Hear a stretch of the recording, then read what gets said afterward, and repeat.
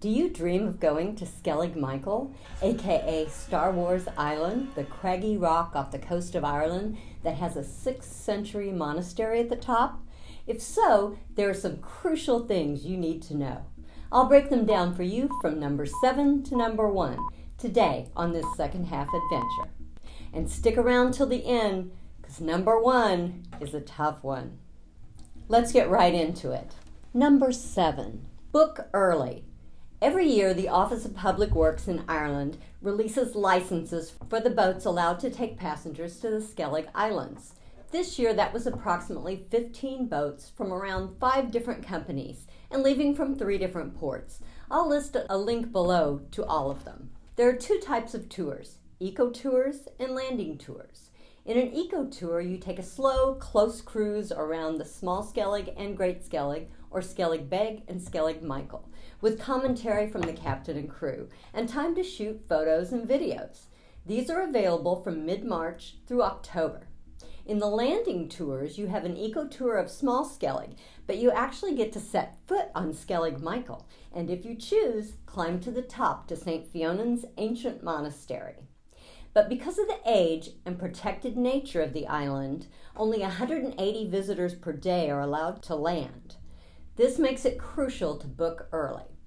You can book online, and when I booked my tour for September, it was 5 months in advance. I booked it in April. So as soon as you have a solid date for your itinerary, check online to see if those dates have been released for booking. Number 6, don't make time-bound plans for later that day.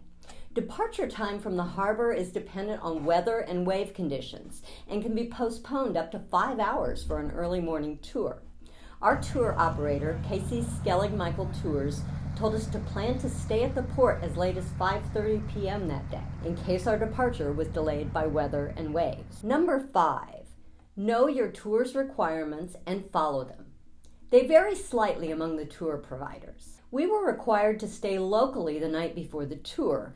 We had to be reachable by phone or text and by email, and we had to check in online by a certain time the day before our tour to confirm our spot. All tours require that you view a mandatory safety video when you're booking the tour. I'll put a link to it down below if you'd like to preview it, and there's one on each provider's website. Be on time at the harbor. They may not wait for you.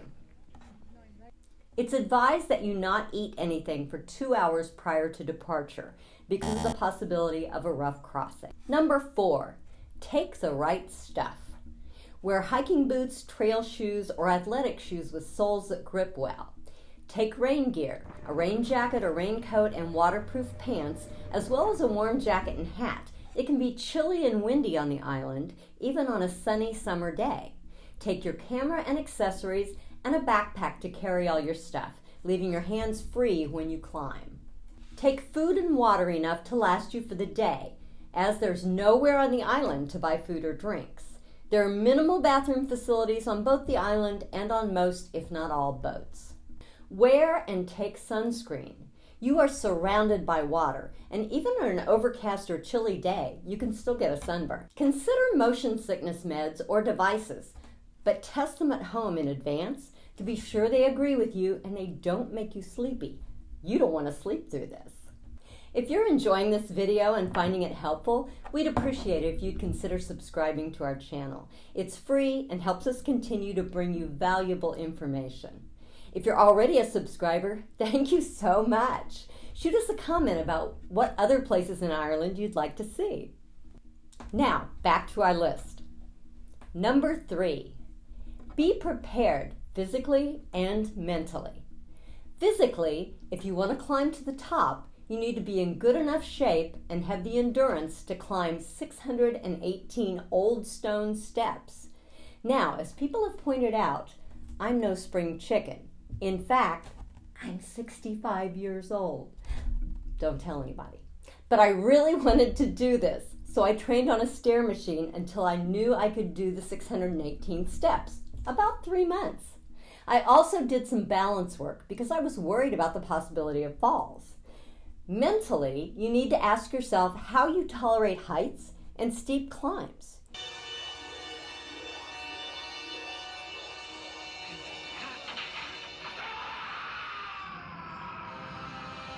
You may have noticed that my husband Chris is conspicuously absent from this video.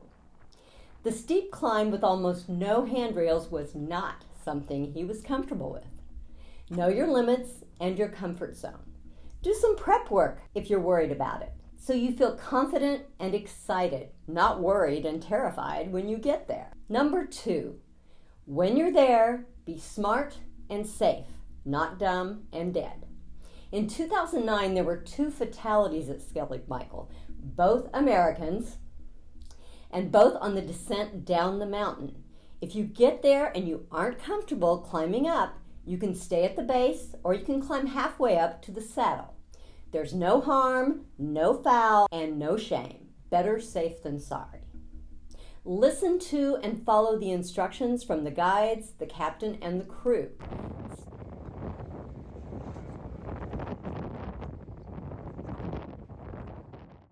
Stop and be sure you're on firm footing and not close to an edge when you take photos or video.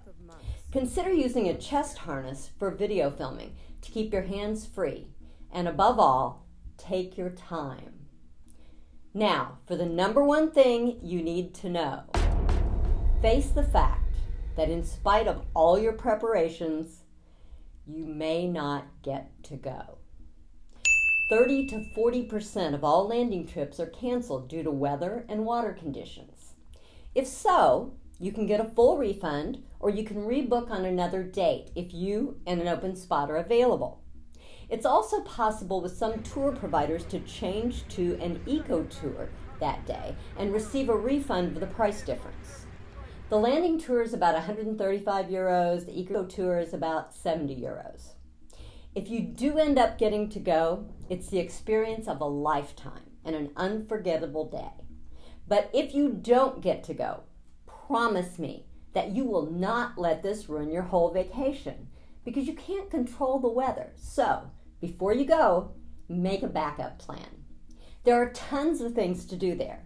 Go across the bridge to Valencia Island like Chris did, with the slate quarry and the grotto, Braes Head, Telegraph Field, and Knightstown. Or stay on the mainland and go to the Kerry Cliffs, or check out one of the 2 local distilleries, or the lovely town of Waterville. For a closer look at my day on the Skellig Islands and Chris's day on Valencia Island, take a look at this video up here. And for a look at some of those things I was telling you about that you can do on the mainland, try this one over here. Chris will be back with me next week, and we'll see you then on this second half adventure. Thanks for watching. Bye-bye.